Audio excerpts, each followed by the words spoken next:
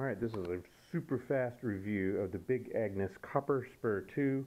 Haven't actually taken it out yet, but I've had similar tents. So far I like this one quite a bit. Of course, no tent is perfect. I'm actually going to focus on the faults rather than the good things, because there's so many good things that this video would take forever. So just a few annoying things.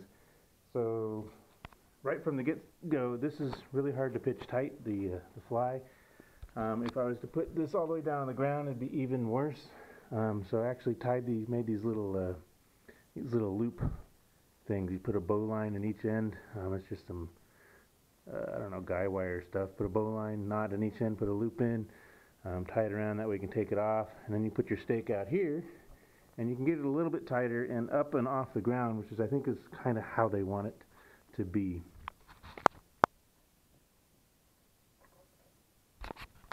So I just put it on a table leg like that, and if you're camping and you have a table leg, it works pretty well.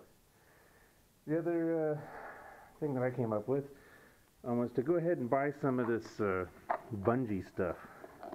You can see I already got these tied on. Again, there's a bowline knot tied in the end of some bungee. The reason you want to use some bungee is because you can never get a stake in the perfect position.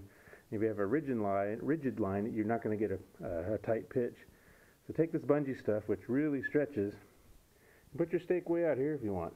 That way, no matter where your stake is, there's always 45 degrees of tension on each axis on each tent pole. If you're in the Sierra Nevada like I am, there are large boulders everywhere. There's no way you can get a stake in the ground. So take a heavy rock, like a 10-pound rock, preferably a long one, and just roll this up in it. Now, if you've got a box of bullets laying around, like I do, that works. Tie a little tiny knot in the end of it, so you can just slip it under there. And pull that tight. Put a few lines in it, of course. It's easier with two hands. Pull that tight. And now you've got tension on your corner at all times. You know, pretend this is a boulder. Pretend you don't have boxes of bullets everywhere when you're camping. Or maybe you do, you know, and you could use your bullets as you like. Of course, you know, I'm doing that on every corner. Since we're focusing on things I didn't really like about this and some improvements that I made, the other one is there's virtually no overlap between the rain fly and the bathtub portion. There is some material here, but you can actually blow wind through it if you want. I was a little worried about this because, you know, as the wind starts blowing rain up, or you get some backsplash comes up, you're going to get water through there.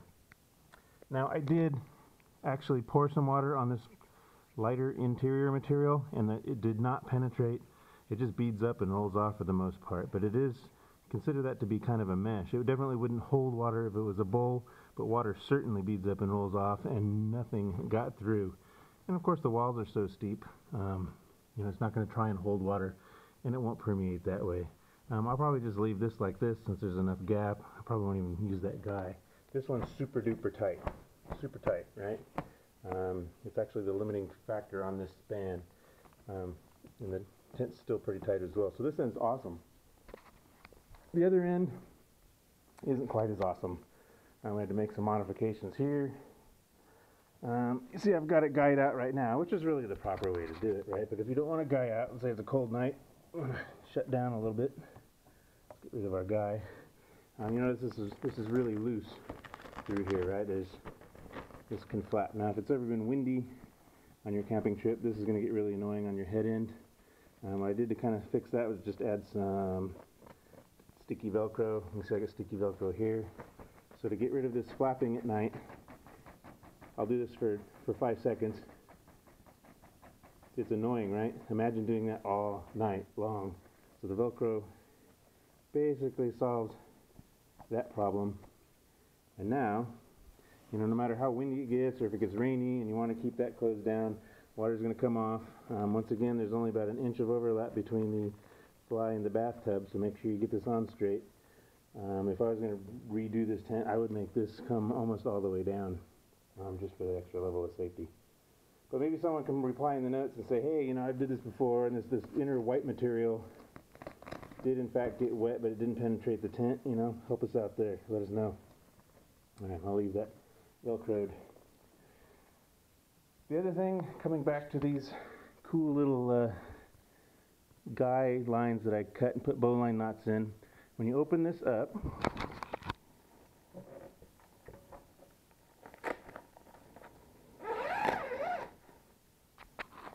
tent's open, right? So let's say it's in the morning, and you know how there's always a ton of water in here, right? This is always going to have a little bit of condensation on the inside, and you need to leave soon because you got to dry your tent out. Well, there's Velcro here, and there's Velcro right here. So to dry your tent out, just open your rain fly up and attach the Velcro. All right, and remember these little bow lines here, we can do the exact same thing with these guys. Coming over here and tying it right on and fastening it to the this guy.